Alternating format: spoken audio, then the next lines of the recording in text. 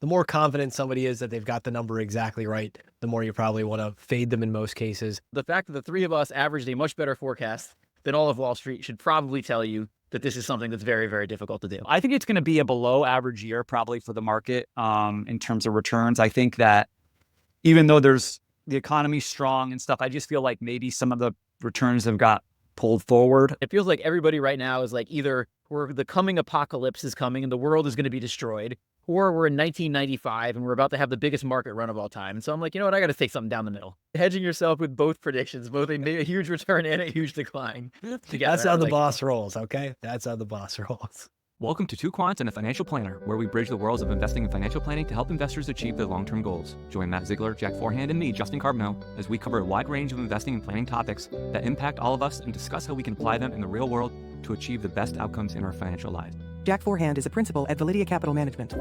Matt Ziegler is managing director at Sunpoint Investments. The opinions expressed in this podcast do not necessarily reflect the opinions of Validia Capital or Sunpoint Investments. No information on this podcast should be construed as investment advice. Securities discussed in the podcast may be holdings of clients of Validia Capital or Sunpoint Investments. So Matt, not only do we have a triumphant return today, but I could think we can say we are joined by the most accurate S&P 500 forecaster on the street today. Is there a Bloomberg puff piece or something on this guy yet? I mean, can we get a zoom in on his head? Is it too big for the frame? How's that? I am here. All hail. Great. Justin Carbonell, ladies and gentlemen, expert forecaster. So where did we end up, Jack? What's the final verdict here? Yeah, well, we'll get into it in a second, but actually Okay. You were within 30 points, right? And the year hasn't ended yet, so you might be perfect. Yeah. You were within 30 points, though, of what the S&P 500 is at today. And we'll get into it in a second. We'll put the chart up. There's no one else who's even in the vicinity of that, including all the professional forecasters who attempted to do it. Maybe Tom Lee, we didn't have him on our chart. I don't know what he forecast, but he's the only one I could think of who was even close to what ended up happening. Yeah, well, I mean, I guess you can be lucky sometimes. You know, if you remember, though, we were so negative coming into the year, and that was part of like my reasoning. It's just everyone, and we'll get into this when we look at the S&P targets from last year, but it was just crazy how much negativity there was. And I kind of felt like, you know, were we anticipating the Fed cutting? I forget exactly, but it was, you know, I kind of just use earnings estimates and a multiple to get at the number. And, you know, those two things have such a wide degree of variability in any given year, but that was kind of the methodology I took. And obviously I got lucky. And we've got clips, by the way. We've got clips of all of us from last time. Normally we've got clips of actually good investors that we play on this podcast, but now we've got clips of us explaining our reasoning for why we came up with. So we'll get to that in a second. But first I want to start with this idea of forecast, because obviously the reason we do this is not because we think people should be following our forecasts, but more to show both ourselves and the people that listen why this is so hard. So I don't know if either one of you want to talk about it, but the idea of why is this so hard to do? Like, why are these people out here creating these forecasts every year? They're always wrong. Like, why is this so difficult? More things can happen than will happen. I will say that until I'm blue in the face. More things can happen than will happen. And in a business like ours that's based on trust, you have to go out there and, as we know, you don't have to say something accurate or even true, but you have to go out there and say something with confidence so that the people who are following you can have that sense of trust to just follow you forward. The Wall Street industrial complex and the S&P targets, I don't want to say it's a completely useless exercise, but it's pretty close to it. You got to have some type of assumptions that you bake into your formulas and everything else, but more things can happen than will happen. The more confident somebody is that they've got the number exactly right, the more you probably want to fade them in most cases, unless, of course, it's Justin Carbonell. What about you, Justin?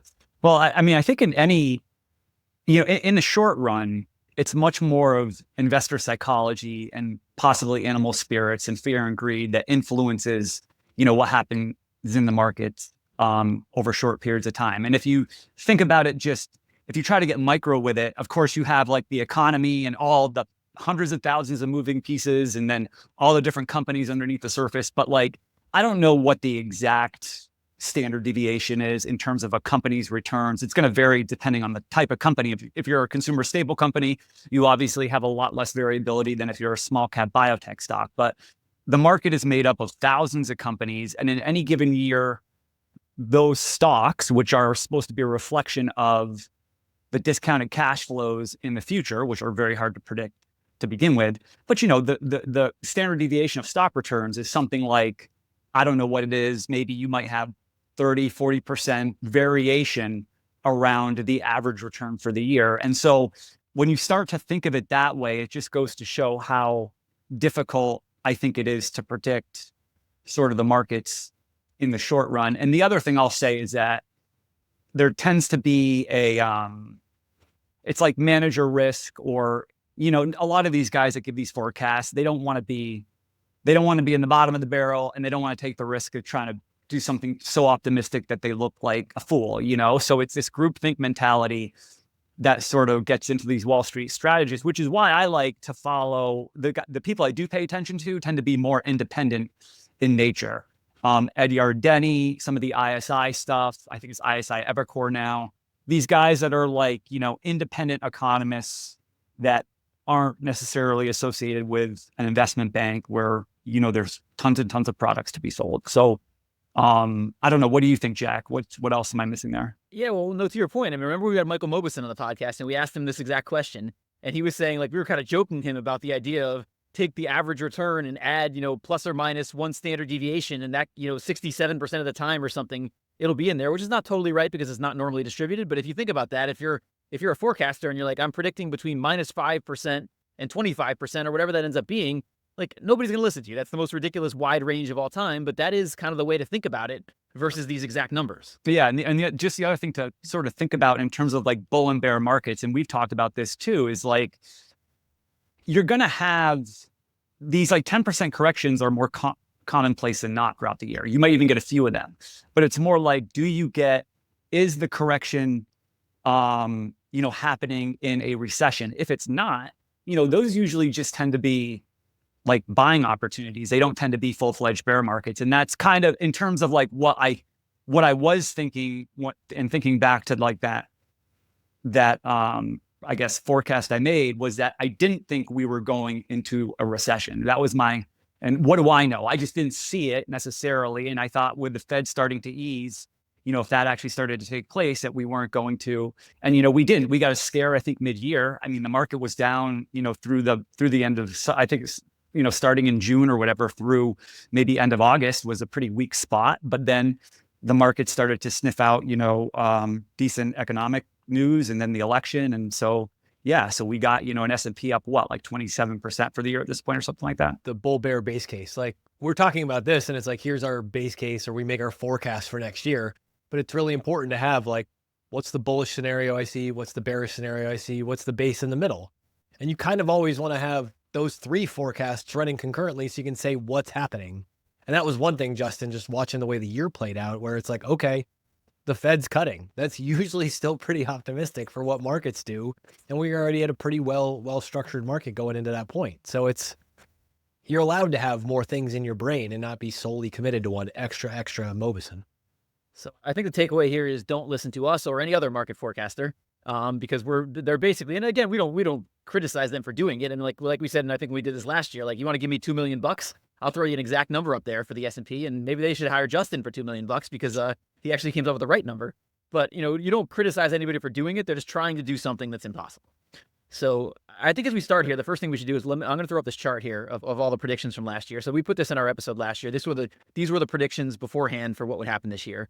And we put ourselves on here along with all these forecasters. And obviously Dubravko Lakos Buhas was the worst here with 4,200 on the S&P, which did not work out. But the one thing you notice here is they're all really, really, really low. I mean, we're almost at 6,000. Justin is sitting there by himself at 59.33 on our chart. There's no one near him. I'm the next best at 54.40, which is not even close to where we are. And then you've got all the rest of the people on Wall Street. So the fact that the three of us, and we'll explain how we came to our forecast, but the fact that the three of us averaged a much better forecast than all of Wall Street should probably tell you that this is something that's very, very difficult to do. So let's so when we start here, we're going to go look back at the clips of us actually making our forecast, because before we judge ourselves for what we came up with, let's actually watch it. And so there's two things you're going to learn here. One is we have no idea what we're talking about, and two, we've aged significantly in 1 year. So first let's start with me. Here was my forecast for the S&P 500 for last year. This is a tough year to predict, and as is every year a tough year to predict, but I tend to think like whenever I get too pessimistic, and that's kind of where I am personally. Like I think, I'm worried about inflation coming back. We just had a huge run. Valuations, if you look at any kind of long-term thing, are really high. But I also know a couple different other things. One is this is an election year. And as much as people talk about the fact that the Fed is not influenced by what's going on in an election year, they probably are. They've indicated they're going to cut. So like when I look at that stuff, and also whenever we have a run like this, I always tend to think it's over way before it actually is over. Like that's always like I'm obviously a value investor, so that's like my nature is I always think it's over, before it is. And then the other thing is I'm somewhat optimistic about what AI is going to mean. I don't know what it's going to mean, but I know whatever it's going to mean, like the market will always take that future and pull it back into the present. Like think about the discounted value of that future. And so I think there might be some sort of outlier positive on AI this year that maybe that'll impact the market in a positive way. So as a whole, so basically that ends up with me predicting like about a 15% return this year. I think that's a noble prediction. And say what your number is. So were you coming off of 4,600 or 4,700 from today? What was your number? Yeah, 47.15. So I think I came up with 54.40. So I came up with 54.40, but I came up with that with I would say a pretty inexact process. I was just saying, I think we'll get about 15%. So I just added 15% to wherever it was when we recorded the episode. And I'm like, that sounds good. And that actually ended up above every Wall Street forecaster. So, I mean, maybe I should get a little bit of credit, even though I was nowhere near close to the reality of it. But this was kind of like that split the difference, like down -5 or up 20. You're kind of in that cone, right? It's not a bad average approach. Well, and the other thing, Matt, before I get Justin's opinion on this is I've allowed you to evaluate everybody else's backdrop throughout the year. So this leopard sofa I'm sitting on is something that I was sitting on giving that is something you probably have to take a shot at. That was quality. No, I have nothing but praise for this. I mean, you are just, cruising through that middle American mall with confidence, dropping that forecast on us. I was in my mother-in-law's house, so it is not my leopard print sofa that I was sitting on. But deny it as much as you can, like a proper Wall Street strategist. You got to be able to do it today. That's okay. I'm living in my war zone right now after moving. So your leopard print's forgiven. I'll get the full animal carcass up there in no time, I'm sure. But I'd say, I guess you did pretty good on two of the other things, right? With inflation and mortgage and rates. I think that those were directionally accurate. Yeah, I was okay. Or the rates weren't great. I've got a clip on that too. But I did get something somewhat right. Like there was actually a discussion, which we'll play in a second, of Matt and I about inflation that seemed to have some truth to it, maybe a little bit. Which is probably better than you can say for the rest of this stuff. But first I want to get through the S&P ones. So let's go. Let's shift to Matt next. So Matt had a very in-depth model that utilized all kinds of econometric data that led to his target of 5150. So let's have Matt explain that. These are like police codes for different things. Okay. Oh, I gotcha. So 187 on an undercover yeah, cop. Yeah. 420. Yeah. Anyway, so 5150 is the police code for a mentally unstable person in California. And in one part I might be saying that that's the reason for my forecast. And the other part of it though that I think is 5150 is also the album that comes after that's when Sammy Hagar comes into the group. And you have this giant change. And I think kind of like Jack, what you said with AI, I think the big change here in this year is David Lee Roth to Sammy Hagar level. And that's like the Fed actually changing from a nominal policy driven response to a real rate policy driven response. Warren Pies has been talking about this. Jim Bianco's been talking about this. I think this is really interesting. That inflation rate, where that goes, how it affects unemployment, what the Fed's going to do and what they're responding to. I think that playbook just changed. And that's a lot like swapping lead singers. And therefore I am arriving at my 5150 price target.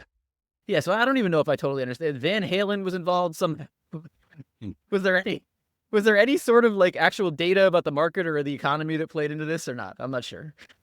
First, in my defense, eruption, clearly, that's the result here. We got eruption. We went full two-hand tapping on this market, exceeded expectations. I want to say 5150, Eddie Van Halen's AMP, which was definitely all the econometric data crunched for that number. I'm actually realizing that this is more Eddie Van Halen when he's depicted as the hamburger in Better Off Dead. I think that's what I needed to go for, where we've just departed from all reality. The world is crazy. Yes, John Cusack's character can get chased by a paperboy and go down the K-12 slope on just one ski and pull it off, and it's all magical and everything's glorious, and Doge is going to come in here. I don't know. I don't know. That was how I made my target. Yes, it was not an earnings multiple. It was an Eddie Van Halen amp that was conveniently close in price. I will do that one better this year, I promise. Did we get there because they were going on tour or something? Or was I wearing my Van Halen shirt? Or how do we, I forget. I'd Or love was to it- blame you or them Oh. going on tour for that. So maybe we can claim that that was what happened. I did at least like the idea that you were the least accurate of the three of us with that method. So maybe there's some sort of something to be said for actually trying to pretend to use some sort of data to come up with it. I don't know. Maybe not. Where's Lopez Lira when I need him? Somebody tell me I can use uncorrelated data sets to get my projections. Well, I'm wondering if somebody asked ChatGPT for their prediction this year. Justin would be my leading candidate to have done that. We'll see when we get there if he did that. But with these new tools available, maybe someone utilized that. I'm not sure. We'll get there in a second. So let's go to Justin's forecast, which was the most accurate by far. So here's Justin talking about how he came up with it. My methodology was kind of pretty simple. I took Ed Yardini's estimate for S&P 2024 earnings of 250. And I basically then took, the average of the forward multiple of the S&P 500 over the last 8 quarters.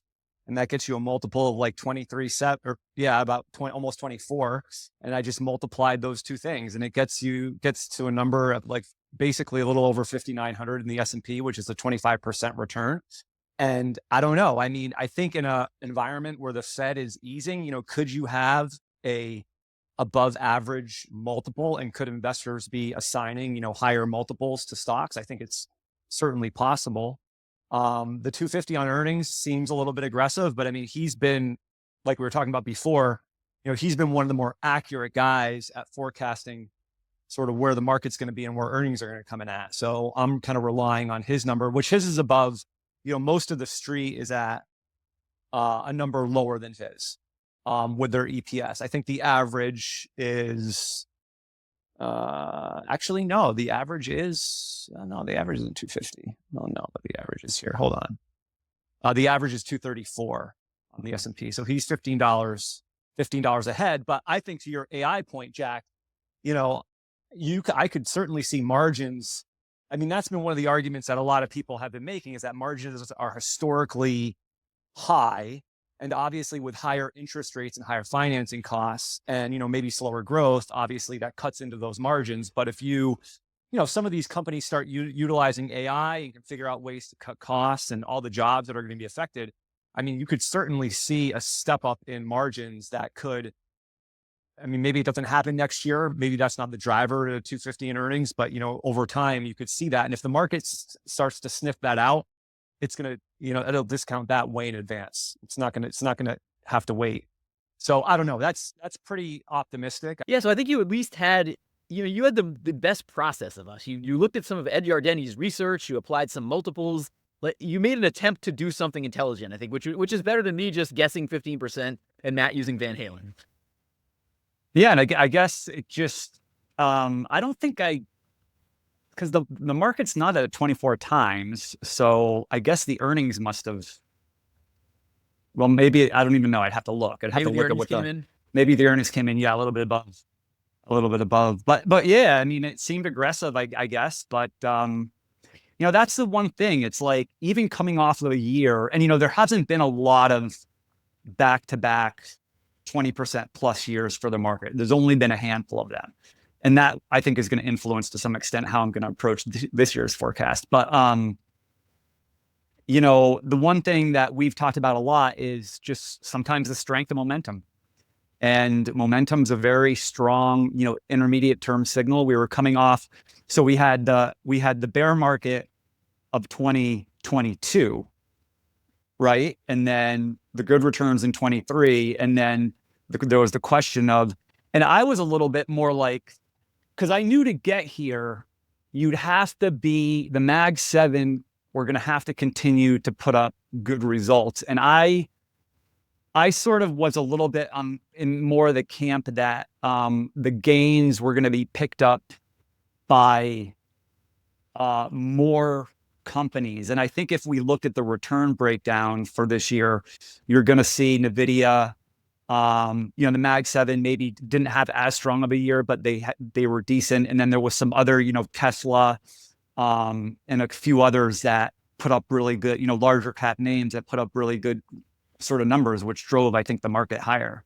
Did you see the numbers for what Mag 7 earnings growth was? Just going back to your multiplier as like the core of your analysis here. And I say this in the best way possible. Did you see what the earnings growth was for Mag 7 versus For this year? the less magnificent 493? Do we call the rest of them something? Do they have a good name yet?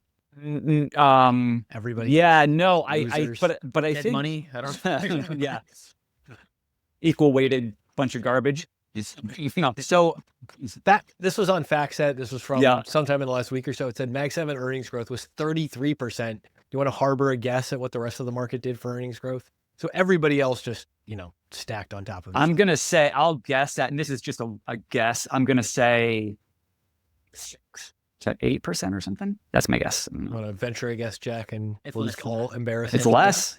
I Yeah. think so. Yeah. 4.2. Wow. 4.2. So what a weird thing with this year too was just how non-broad that earnings growth was. And that'll be something we'll talk about in a little bit, but it is projected to broaden out next year, which is also really interesting, where the Mag 7 don't put up as quite a strong number. But do you think this too, Justin? Does Mag 7 have to do another completely kick butt year to drag the market higher?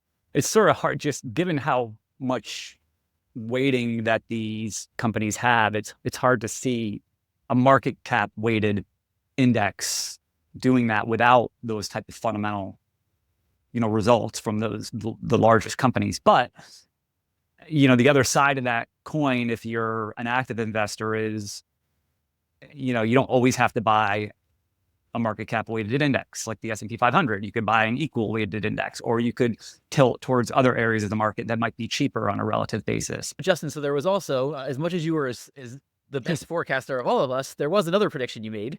And I think we're going to give you a loss on this one. I'm not positive. So you predicted a major event at Berkshire Hathaway. So I don't know if you're selling the Apple. Does that count as a major event? You would highlight maybe an acquisition, a significant buyback, Warren Buffett stepping down. Right.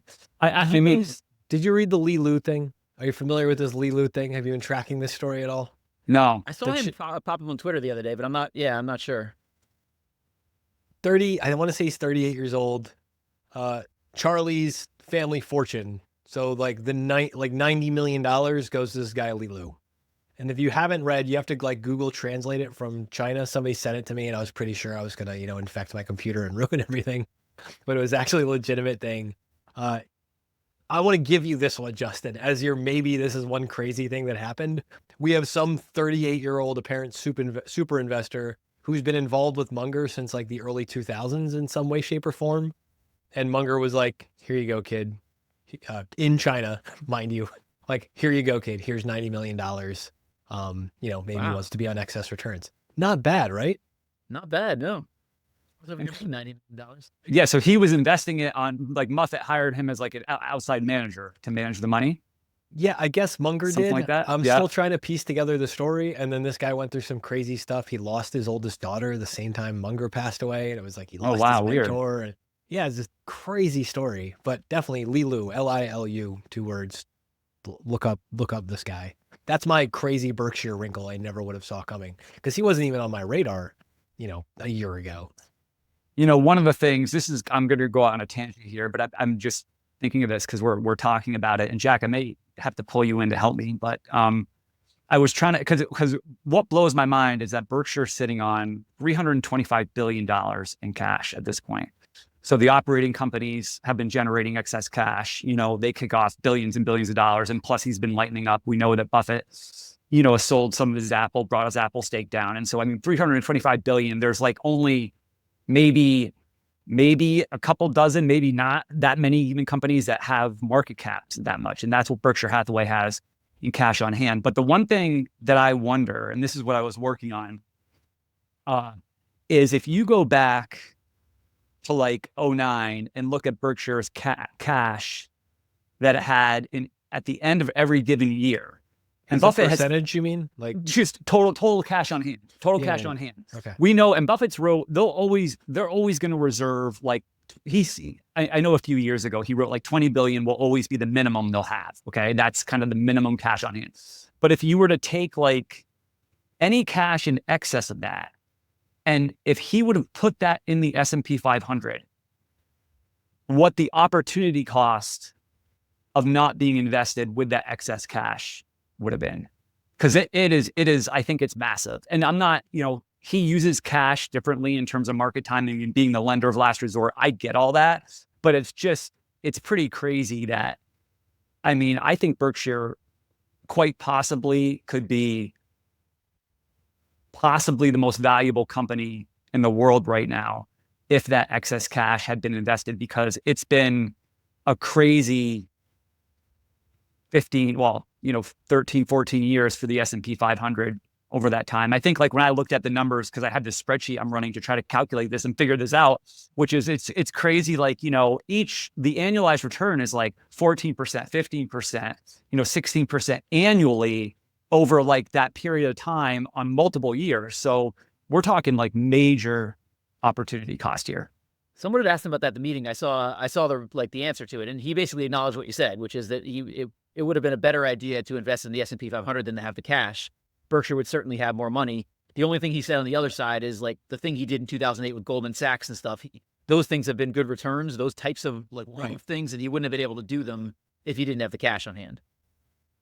Yeah, it's so interesting because it comes back to like this optionality thing. Like, yes, you give up all these things, but look at all the other opportunities it's afforded him in the track record. I guess it's impossible to unpack, right? I think so. And it's not like Berkshire's been a decent stock. I don't think it's beaten the S&P. That would have been tough, but it's still been a decent stock, even with that like cash drag, if so. Yeah. And to clarify, only for the people in the comments who will care, Lee Lu is now 58 years old. He was like 38 when Munger tapped him and was, you're the family asset manager. Pretty good run still. Bringing that money into a lot more money. Yeah, wild. And just to wrap up the market section, I have to acknowledge my additional prediction that I kept out of the clip, that the Russell 2000 will be up 30% and that value stocks will lead the way this year. Because that obviously aged exceptionally well. So if I was even in the vicinity on the S&P 500, I pretty much made, and I make that prediction every year, and I'll probably make it again this year. But it's been consistently wrong throughout this whole time. I might as well throw in that international stocks will outperform as well. While I'm at it. So we're all hoping for that. Yeah, we're hoping for those things. Like even one of them would be good, but unfortunately we probably get zero. So this next step, we're just going to talk about what we mentioned before, which is here's us talking about the economy, inflation, mortgage rates, and what we thought would happen. I kind of feel like we're sort of going to be where we are on inflation. I don't feel like it's going to, I think there is a risk of it accelerating in the future for a lot of reasons. Like there's a bunch of higher level reasons that will play out over multiple years where I think we have the risk of it accelerating. But in the near term, it seems to be coming down. Like to me, if I had to guess this year, I would put something in the 3% range. I think it's going to be hard to get down to 2%, but I also think, it's probably going to settle in there. And like I said, I think the Fed maybe, is probably going to be a little more aggressive on easing due to an election year than they normally would be. And like you said, Matt, like the whole idea of targeting real rates changes things a little bit too. So I think that has the chance to maybe accelerate inflation in the future. But as we know, like the economy is a glacier. It's or a barge or whatever you want to call it. Like it takes a long, long time for things to change. So I feel like we're kind of are where we are for now. With inflation, I think, and this goes back to understand the logic of what's going into these numbers. Don't just get hung up on like the number or the soundbite. And so I'm with you. I think like 3% ish sounds perfectly reasonable. And I think the big trick is going to be, we've got certain goods and certain things that are getting cheaper again, or at least the rate of change is not what it was. Like hopefully our grocery bills don't keep going up by the rate they were going up. But at the same time, wages are really sticky. And between the trend in deglobalization and the trends in demographics, which is mostly getting boomers to retire, and we're about halfway through that. And we know that we're not replacing them with enough millennials or like Zoomers in the workforce yet. So it's probably going to be upward pressure on wages for the foreseeable future. So if goods go back down, if wages hang in there tight, like inflation's going to keep changing for the positive. And we're probably not going back to 0% inflation. So hovering around like 3 and just being stubbornly present probably sounds like a pretty good target. Yeah, and to your point, we're also seeing some stuff on the Fed in terms of like the relaxing the 2% target a little bit. Not necessarily changing it, but talking about like targeting bands and things like that. So we're probably not going to see the Fed being like, I'll drive the economy into the ground if I have to get to 2%. You're probably going to see some adjustments around the edges that, allows them to live with the fact that, it might sit like at higher levels for a little bit. We're officially in the language around how they're explaining the target has changed, and it's not exactly a 180, but it's like, just like with transitory, we've entered a new phase of how we're going to explain this thing. And that's really important here. Anything about housing or any other parts of the economy that you guys want to? No, I don't think we have to cover that too much. Okay. I mean, I'm reiterating my 5% mortgage rate target because it was wrong. I think the appropriate forecaster move is just to double down when you're wrong. So I'm going to go ahead and double down on 5% again this year. And I'm hoping that those spreads will go down and that I'll be right at the end of the year. I'm going to say 6% on mortgages. I'm going to top tick you, and it'll probably be like 7 because sometime in about 12 months, I'll probably be house shopping. So whatever the maximum point of pain and So frustration it's headed to is. 14, basically. Oh, yeah. We're going back to the 80s levels real fast. So yeah, I think we got, actually, Matt, like I mentioned before, like our discussion on inflation was actually somewhat intelligent. I don't know, we both have kind of come down on like 3%, like above the Fed's target, but not too high. Like it seemed we ended up about there, right? Is that right? I think we did all right on that. And I think, that was some good rationalizing we both did there. I think it made sense. And I think we kind of called what was going to happen, which was we weren't in a situation where it could run away higher, but we definitely weren't in a situation where it was just going to roll off and go back to 2, let alone 0. And how about on mortgage rates? It was probably not as good. So I was predicting a 5% 30-year mortgage rate, which is not even in the vicinity of where it is now. And I'm going to actually give you a win on yours just because you had predicted 6%, but then you had also predicted that if you bought a house, it would be 7. And so you did buy a house, and I believe it is 7. So I'm going to give you the win there. Yes, I still paid up. I still got the mortgage, not quite 7. But yeah, it was one of those, it's really funny to hear this back now and be like, damn it. And was also not intending to buy a house that time last year. Wasn't intending to buy a house a couple of months ago, but this is how the market works too. Weird stuff gets foisted upon you and you have to act. And these prevailing rates determine what can and can't happen. Good human reminder. And let me ask you a question, Matt. So, Jack and I'm going to say we were fortunate enough. That might not be the right way to position it, but rates were so low for so long. So anybody that bought after the financial crisis up and through, I guess, COVID, was pretty much able to get a 30-year at somewhere between 2.5% and maybe 4%. And if they didn't, they were refining when those rates inevitably. So I'm wondering, just from a buyer's, and I sort of was of the belief, given the data, that, those rates were artificially low. When you look at mortgage rates historically in this country, they're, I don't know, it's something like maybe between 5 and 6%, or maybe even a little bit higher. I'm just wondering, obviously you guys made the decision to buy the house. You felt financially comfortable that you were able to. Do you think, but do you think that, what am I trying to ask here? See, for me, it's I guess because I've had these low rates, I'm thinking to myself, I'm never going to want to pay anything higher than, 3% or something like that. But I wonder, for people first-time home buyers where they're buying now that they've never seen those ultra low rates, their mentality isn't that way. So they're more likely to basically say, well, this is the first home I'm buying. These are the rates. And they aren't biased to this low rate environment that Jack and I maybe were part of. So I don't know. It's just an interesting thing that over time, if rates stay higher, you could just get people accepting that. Because eventually all the new buyers won't know that those lower rates were really ever there because they were never able to access them. So I don't know. It's just an interesting discussion here. I think there's residual memory that works on both sides because it's the people who bought, it's the person who's been in the house for 30 years and halfway remembers when they had a 15% mortgage, but also knows that they refinanced down to 2 or 4. And now they're like, oh, I have to turn around. I have to get a higher rate than I have now from last time I refied. and the value of this condo is worth 3 times what the house was when I bought it 30 years ago.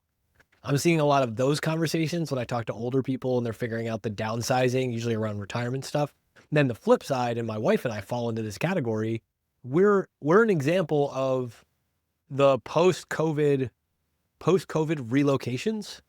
So we're coming from like New England and greater Chicago and coming back to northeastern Pennsylvania, where the minimum wage is literally half of what it is in the rest of the country. So it's a different cost of living and it's a different price of home ownership in this area. And so like the higher rate, it's still, we're doing better than we were doing, way better than we were doing on rents in either of the cities where we previously were. And then we're doing even better than we were on rent locally with the purchase at the higher mortgage rate. So on like a pure financial planning perspective, like running all the numbers on this thing, it's been really interesting to think through the trade-offs. I do wonder if this is part of one of the points I made about just where demographics are. If that 30 to like 45-year-old, that millennial-ish cohort, the ones who were displaced from work in the cities and are like, yeah, I'm too old for Brooklyn now, or I'm too old for whatever. Now all of a sudden that 6%, mortgage rate is not so bad if you're not going into another major market. And it's weird. I've talked to a bunch of friends and a bunch of people in my age range who have made similar decisions just in different parts of the country where they've settled in. And didn't see that coming either. That's been a really interesting development. So just to wrap up last year's predictions, we did also make a prediction on YouTube subscribers for excess returns. And I believe Justin was the most accurate with 20,000. We're going to end up 25,000 and change.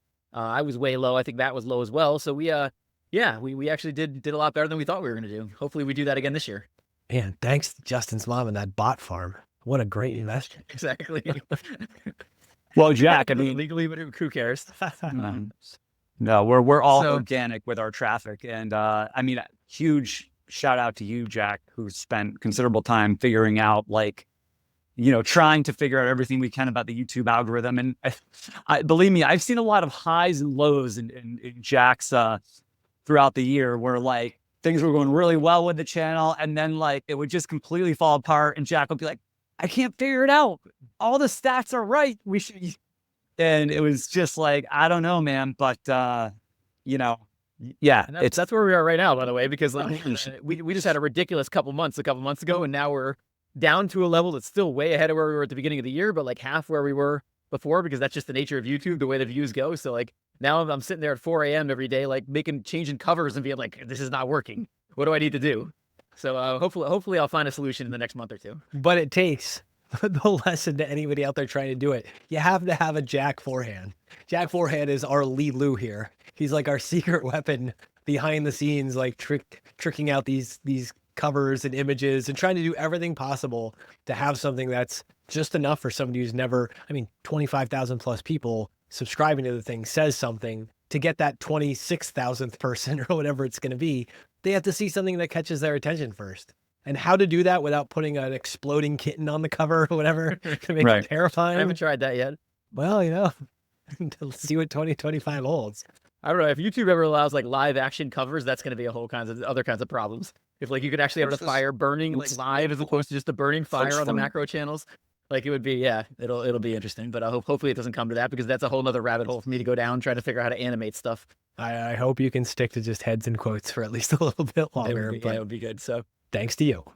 All right, let's go into this year's forecast. So we're going to start with the market, and we're going to each again give a specific target, backed up by incredible amounts of data. So Justin, you won last year, so you go first. So I think that a couple things. I think that we're probably this is all just guessing.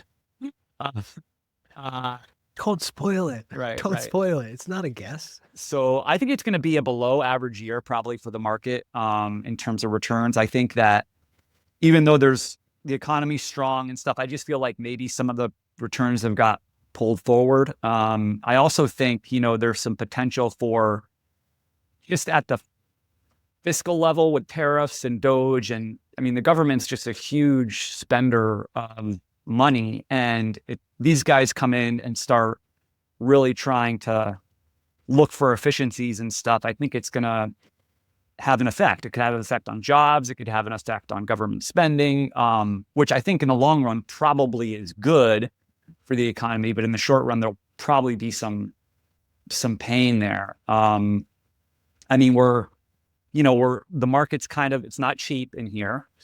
And so, and to your point, Matt, about like where the earnings growth is going to come from, you might get broader earnings growth from more companies, but really what moves the needle is those large companies that would have to, deliver again. I just don't know if that type of earnings growth, even though the larger keep on getting bigger and whatever, eating the world, it's just, so yeah, I'm thinking something like maybe, I didn't even put a number on it. I mean, something like an 8% return for the year, between 5 and 8%. At the end of the day, you'll probably get, I mean, based on people that I sort of read and listen to, a lot of people are thinking there's going to be some choppiness here at the beginning, at the outset, as investors that didn't want to take profits this year and book those gains, as they look to maybe reposition and pare down some positions. So you might see some choppiness at the beginning of the year here, and maybe like that. I mean, the market to me it's not acting like a typical December. Usually December is a pretty strong month, particularly like in this holiday time, when there's not a lot of volume and it tends to have an upward bias, and you're just kind of not seeing that. So I think under the surface, I don't see good action right now. But I think they're, like anything there, and Zspo put out, I was going to riff on this list, but Zspo put out they put out like a pros and cons report, and they did a good job. They have like maybe a dozen cons and a dozen pros in terms of what could happen in the market. The other thing is, and this is from the report, the first year of the presidential cycle usually it's usually the second weakest of the years in a 4-year presidential cycle. And actually Republican, just because of the way it probably shakes out with bear markets and bull markets and stuff, like Democrat led, I guess presidential terms are much stronger than Republican. You would think it'd be the opposite, but it actually doesn't work out that way. So anyways, the point is that there's just a lot of pluses and minuses going on, and I'm a little bit more like the market's going to take a breather. Last thing I'll say, though, to hedge myself, is that, if those tax cuts come in, that could be a good thing for the market. And I don't really know where like it stands on the priority thing with Trump, but I think he wants to go from like, where is the corporate rate? Is it 21 or 28%? Aren't we at 28%? Does anybody know? I think he wants to go down to like 15 on corporate taxes. 28 it's lower than 28. I think, I'm not sure what it is. If that comes through, you got to remember that when those tax cuts come in, you're not just talking, the market will discount not only like the next year's, that's like a long-term stream of higher profits that then need to be discounted back into current prices. So on the upside surprise, if that happens, you could get, that could be good. And that would kind of just probably make my forecast maybe a little bit too conservative, but I don't know. That's where I'm coming in at. So I'm going to give you 6480. I assume we're around 6,000 now, 8% is 6480. And the reason I was able to do that off the top of my head is because I was going to make the same exact prediction. So I'd already written it down on my paper that 6480 is 8% above where we are right now. So I'm also going to change mine now, because I can't just agree with you, because that would be no fun, because then you can't figure out who won. So I'm now going to go with 6532 at the end of the year. And the reason I'm going with this is basically, it goes back to when you guys interviewed Ben Carlson. He was talking about this idea about extremes, how everybody wants to be at extremes. And it feels like everybody right now is like, either the coming apocalypse is coming and the world is going to be destroyed, or we're in 1995 and we're about to have the biggest market run of all time. And so I'm like, you know what? I got to take something down the middle. I don't like either one of those. So I was going to go with 8%. So I went a little more than 8% now to disagree with Justin. I end up with 6532. All right, well, I'm here to throw cold water on this one. And by cold water, I mean a tall glass of kerosene. I'm going 7,000. Oh, wow. You're going the highest this time. Nice. I'm going 7,000. I'm going to give you the I learned from Justin Carbonneau school of thought, and then I'll give you the actual school of thought. Is this going to be a Price is Right type thing or something? Like you have to do it without going over or whatever? No, I mean, well, Listen, don't have more faith than, yes, the Price is Right would probably be better if I was even using the strategy, but it'd be more like a Bob Barker meta commentary at this point. Then you would go $1 above me if you were doing that. Yeah, that's what I'd be playing for. So the Mag 7 projected earnings, 21%. The other 493, the losers, 13%. That's the broadening that I saw in the FactSet data. That averages out to 17%, that's the Justin Carbonneau path to my broadening rally, 17%. Another crazy positive year. My actual thing, though, where it came from before I had to self-justify the numbers with finding FactSet data to support and data mine my claim, is that I was thinking lucky number sevens. I was thinking this is the Atlantic City economy. This is basically, we're going slots on it. I'm not just talking about, it's actually less about Trump and his history with Atlantic City, and it's way more about the Bruce Springsteen Atlantic City. They blew up the Chicken Man in Philly last night style. That's where I'm going with this one, and not Bruce in the Nebraska era. I'm thinking of 70 whatever year old boomer Bruce now, all shiny and plastic and flat looking or whatever, and just clinging on to the Atlantic City dream as we just try to get a couple more good years out of this economy. I wouldn't be surprised if it happens. If we get some of those tax cuts, if we get some of those other things, just the sheer fact that it's so rare that we ever get 3 back-to-back giant returns in a row. And I'll point out what Justin said earlier. 2022 was uniquely bad across the board. Maybe we get one more big hurrah here before we, blow up the old Chicken Man one more time and careen down the hill. And my alternate scenario, if I get a bear case, we're down 17. I haven't even done the math on that.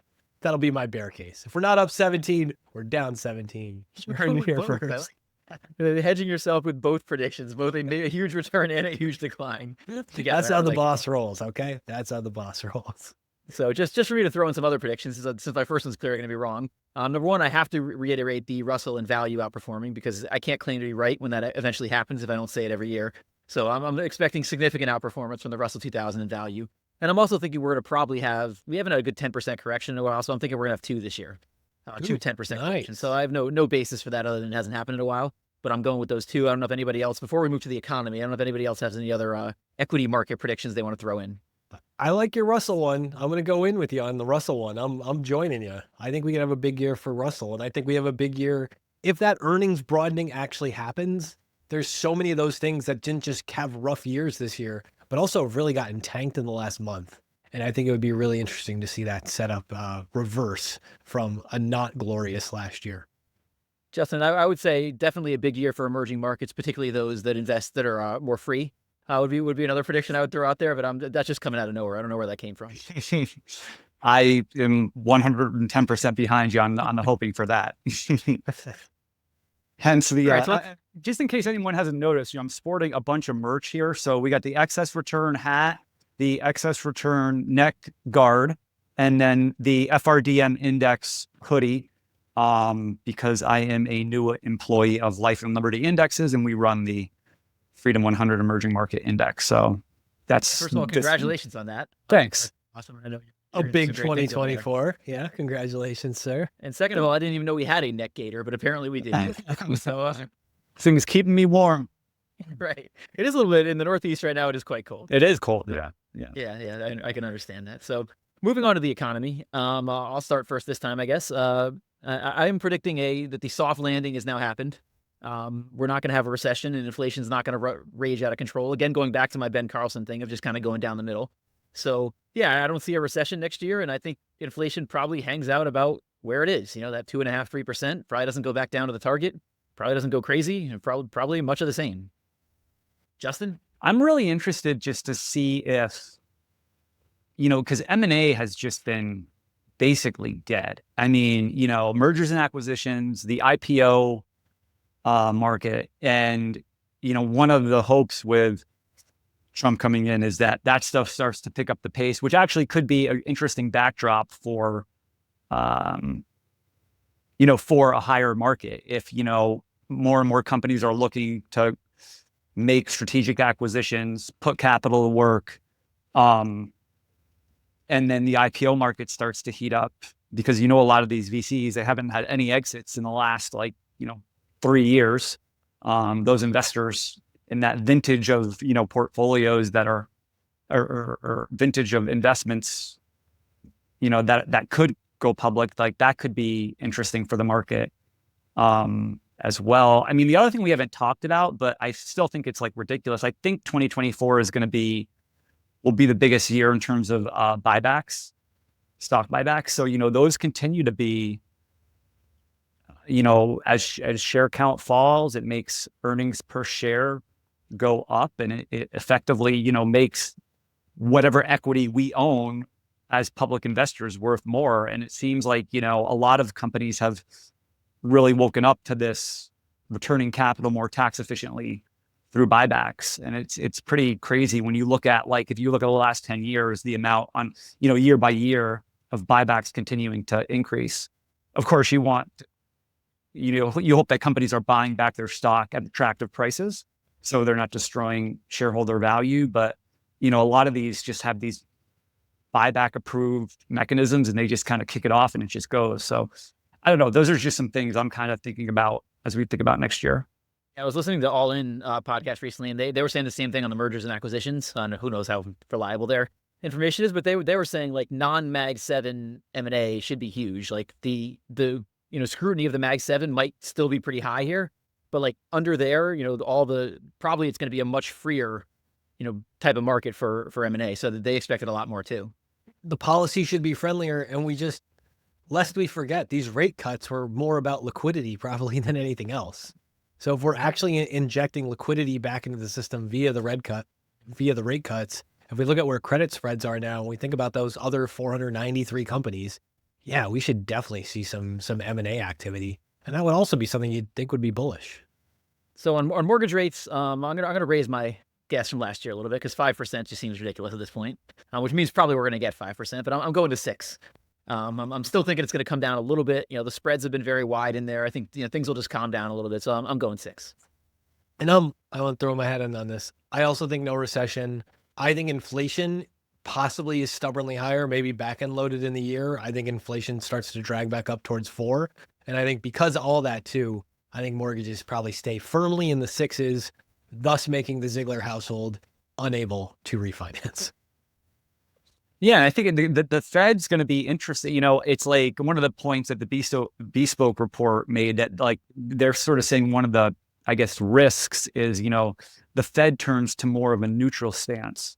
It's not like they're in this easing mindset as much as they're just like neutral on it, because they're maybe some of this inflation, even though it's come down, it's sort of stickier in some areas, which could be sort of a headwind, possibly not for mortgage rates, but just back to the market in general. I don't really have an opinion on mortgage rates. I'll let you guys battle on that one. Can we add Fed rates or hikes or cuts next year? Can we add that to the mix? We can add that. Justin's actually smart for not having an opinion on mortgage rates, because we shouldn't have one either, given our qualifications, but we just throw it out there anyway. What do you guys think? I think the Fed's going to cut less than expected, which I don't know what it's only like a couple cuts in there for next year now, I think, because that just changed the last, or it might be 2 or 3 or something. It changed with the last meeting when he was, a little bit more hawkish. There aren't as many in there as there were before. But I mean, think about how, sorry, Matt, I didn't mean to, but think about how 8 months ago, how many cuts the market was anticipating. And now here we are today, and it's, far, far less. So it just goes to show that this stuff is so hard. And that's hopefully what we're getting across here is, there's so many different variables. And even if you have the best, most empirically driven methodology and it sounds great, and there's the expectations you can't, as in expectations in the market change and investors' expectations change. And it's just so difficult to try to game this stuff. So that's kind of the lesson, right? You're taking, if we make 3 cuts, the over under, you're taking the under? I'll take the under on that. Yeah. The projection is 2 25 basis point cuts for next year. Is that okay? The FedWatch tool says. Yeah. I was giving him a little leeway, because if I give him 2, it's hard for him to take the under. Because then, it's 1. It's basically then he's got to go with 1 cut. Yeah, I don't know. I think I could see 2 happening, but I think before the end of the year, we're talking about hikes again, back to that. I think inflation, if stuff works out, there's almost no way there's not some inflationary problems. And part of that just being like GDP probably gets a lift if we don't have a recession and we start reshoring jobs and cutting taxes and trying to say, let's incentivize people to do mergers and build stuff over here. There's just no way that's not inflationary in my mind. This is a brutal one to do. Like, this is a really hard year to predict because there's so much uncertainty about Trump. And the different, we're going to have, whether you like the policies or not, we're going to have a big change in potential policies. And when you have that, plus, we're not really sure, inflation, it was getting a little higher than people wanted to. And then the latest PECE report was a little bit low, which got the market. So like you've got the economic uncertainty plus the policy uncertainty. Like this is I could see it going either way. I could see there being like 1 cut this year. I could see there being like 6 cuts this year. Like I could see anything. It's 6 cuts and 6 hikes. Let's get them all in there. Yeah. Kyla Scanlon's piece. Did you guys read it was like something with narrative in the title of it, but it was memes as policy proposals. Did you read that piece? I didn't yet. I feel like that will be one of the most prescient pieces for what's to come next year, because it basically says you put something out there and you start from, instead of starting in the middle like we normally do, like, you ask your spouse, like, what do you want for dinner tonight? I don't know, honey. What do you want for dinner tonight? You start like a nice, sane central place. If instead you start at the fringes and you just make like a bold claim and then you're looking for the reaction to triangulate back. Memes as policy proposals is basically this idea that you can throw an idea out there, online on Twitter or True Social or whatever, and then you start triangulating back to the center from there. So it's this response and this active reaction to whatever the active crowd does with their thing. That could be nauseating for how crazy it could make markets in trying to predict some of this stuff. Is that kind of like that Mott and Bailey thing Ben Hunt always talks about? It's very similar to a Mott and Bailey. And I think, to me, this is not Kyla's words, but just that understanding of, if I start from a sane place, we're working from the center and then we're working out to the fringe cases. In this case, especially with meme culture, you start in the fringe cases. You start with the dumpster fire or something terrifying, and then you slowly work back in the middle. You come out, and to use the administration from, the first time Trump was in office, it's like tariffs on everything. And then here's the Apple carve out, and here's the Tesla carve out, and here's the other thing. The tariffs end up looking way different, but you start at the fringe and then you work back towards the middle. That can create a lot of volatility because of all the extra uncertainty you lead with, as opposed to the uncertainty creeping around the edges over time. That's an interesting transition I think we've been under for over 8 years at this point, and it's probably only picking up. We'll have to get Ben Hunt back to talk about that one with us at some point here. Well, I'm glad that looks like we're going to keep the Federal Reserve, and Jay Powell will have his job. So that's good that, we're not coming in and just firing the Fed and, Watch out, Bitcoin reserves. I don't know what you're talking. Here we go. Doge is here, baby. As we wrap up, we have to do the YouTube channel because we did it last year. So I believe the current number is 25.3 and change. Justin, where do we end next year? I'm going to say a double. I think that's a good trajectory. I think what we're going to find is, the longer we go, the more dedicated we are. I think we have some good big guests sort of on the tape. So I'm thinking, 50,000 for next year. Matt. I mean, I'm going, look at the swag that Justin's wearing alone. I mean, if you're not telling me that doesn't, indicator, come on. If that doesn't convert the eyeballs, it's just, no, I'm going with, it'll be forever etched in my brain as just one of those moments. Bernstein and Rosie back in the Merrill days of the financial crisis, when for a solid year, they were like, where the S&P probably bottom ticks? 666.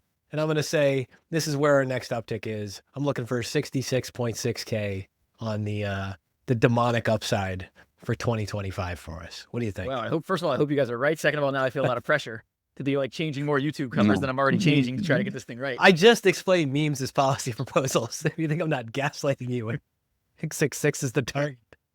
I got to keep you moving at 4 a.m., buddy. So I'm always got to be the most realistic. So I'm going 40 grand, which I think we hopefully could do that. But I know, we were very lucky this year and we had 200,000 plus episodes, and those are very hard. We had Asphalt to Motor in and Jack Schwager, which was an old episode, but it only done like 20 going in this year and did another 100 this year. So those are hard to repeat. So I'm going with the logical of 40 because I think it's going to be hard to repeat what we did this year. I think it's going to be super hard to repeat what we did next year, but I also think we're having fun with this. It feels good. These are genuine conversations that we would be having anyway. We're just recording them and releasing them.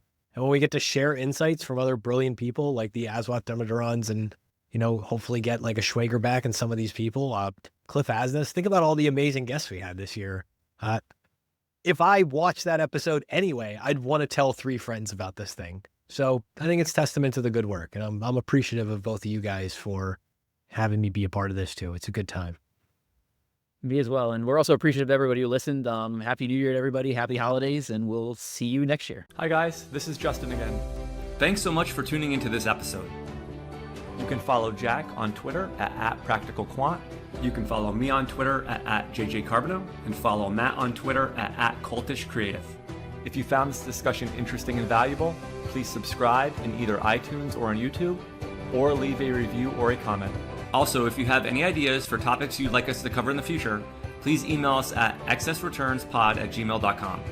We would like this to be a listener-driven podcast and would appreciate any suggestions. Thank you.